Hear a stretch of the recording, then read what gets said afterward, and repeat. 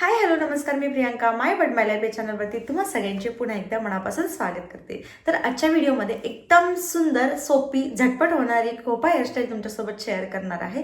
सध्या लग्न सराईचे दिवस चालू आहेत आणि सगळ्यांनाच हवं असतं की एक सुंदर अशी खोपा हेअरस्टाईल, ती पण झटपट होणारी. तर तीच मी आज घेऊन आलेली आहे. सो व्हिडिओ कुठे स्किप न करता व्हिडिओ शेवटपर्यंत पहा आणि व्हिडिओ थोडा जरी आवडला तर व्हिडिओला लाईक शेअर आणि अर्थात अजून जर चॅनलला सबस्क्राईब केलं नसेल तर सबस्क्राईब करून घ्या. हाईपचा ऑप्शन सुद्धा प्रेस करायला अजिबात विसरू नका. चला तर मग जास्त वेळ न घालवता व्हिडिओला सुरुवात करूया. सगळ्यात अगोदर सगळे केस व्यवस्थित असे विंचरून घ्यायचे आहेत आपल्याला. त्यानंतर समोरून मी साईड पार्टिशन करून घेतलेलं आहे. तुम्ही मिडल पार्टिशन सुद्धा करू शकता, जसं तुमच्या फेसला सूट होतं अगदी तशा पद्धतीने.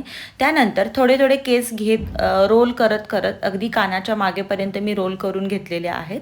आता इथं आपल्याला बॉबी पिनने ते केस जे आहेत ते सेक्युअर करून घ्यायचे आहेत आणि सेम याच पद्धतीने दुसऱ्या बाजूचे सुद्धा आपण करणार आहोत. तर इथं पहिल्यांदा मी बॉबी पिन लावून सेक्युअर करून घेते. तुम्हाला जर समोरून वेगळी काही हेअरस्टाईल करायची असेल तर ती सुद्धा तुम्ही ट्राय करू शकता, पण शक्यतो ही एकदम इझी अशी हेअरस्टाईल आहे, अगदी कुणालाही जमेल. म्हणजे थोडे थोडे केस घ्यायचे, रोल करायचे, पुन्हा त्याच्यामध्ये थोडे केस ॲड करायचे, पुन्हा रोल करायचे, पुन्हा ॲड करायचे, पुन्हा रोल करायचे.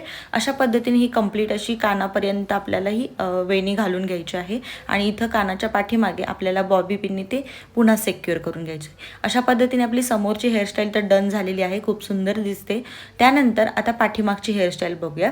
तर पाठीमागचे केस पुन्हा एकदा व्यवस्थित अशी विंचरून घ्यायचे आहेत. केस व्यवस्थित असे विंचरून घेतल्याच्या नंतर आता या केसांचे आपल्याला 2 पार्टिशन करायचे आहेत, तेही इक्वल पार्टिशन करायचे आहेत.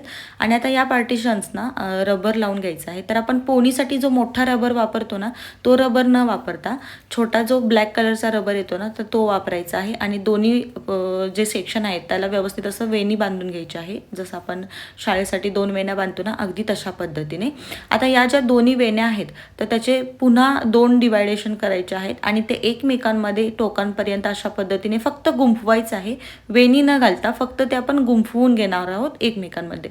आणि त्यानंतर त्याला टोकाला तसाच सेम ब्लॅक कलरचा एक रबर लावून घ्यायचा आहे.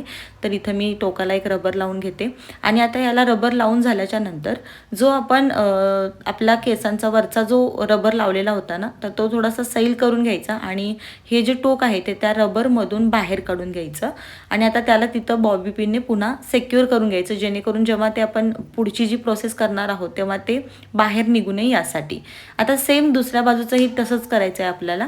केसांचे 2 सेक्शन पुन्हा करून घ्यायचे आहेत आणि ते एकमेकांमध्ये टोकांपर्यंत गुंफवून खाली टोकाला पुन्हा रबर लावून पुन्हा सेम प्रोसेसमध्ये वरच्या बाजूला घेऊन जाऊन त्याला बॉबी पिनने सेक्युअर करून घ्यायचं आहे.